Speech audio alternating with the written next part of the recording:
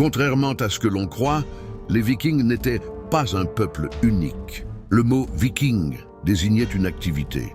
Partir en mer pour commercer, explorer ou combattre. Ils venaient principalement de Norvège, de Suède et du Danemark.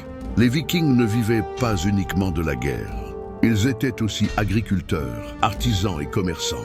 Leur route commerciale s'étendait sur des milliers de kilomètres, reliant l'Europe au Moyen-Orient où ils échangeaient de l'ambre, des fourrures et de l'argent.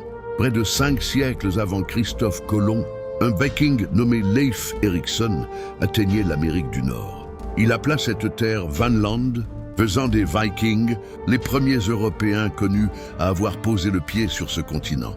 Contrairement aux images populaires, les Vikings ne portaient pas de casques à cornes. Aucune découverte archéologique ne le prouve. Ce mythe est né bien plus tard, au XIXe siècle, dans l'art et les opéras. Les femmes vikings jouissaient de droits étonnamment avancés pour leur époque. Elles pouvaient posséder des terres, demander le divorce et gérer les biens familiaux. Certaines prenaient même part au combat et dirigeaient des clans. Contrairement aux clichés, les Vikings accordaient une grande importance à l'hygiène. Ils se lavaient régulièrement, se coiffaient, se rasaient et utilisaient divers accessoires de toilette, ce qui les rendait plus propres que beaucoup d'autres peuples médiévaux.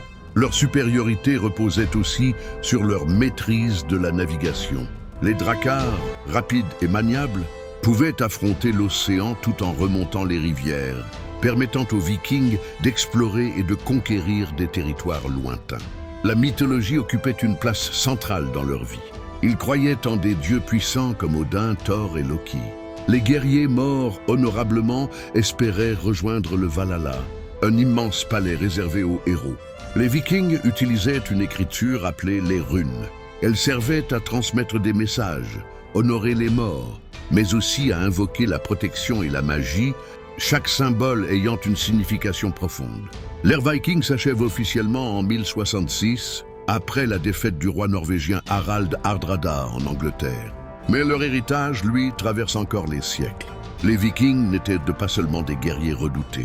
Ils étaient aussi des explorateurs, des commerçants et des bâtisseurs dont l'influence continue de marquer notre monde.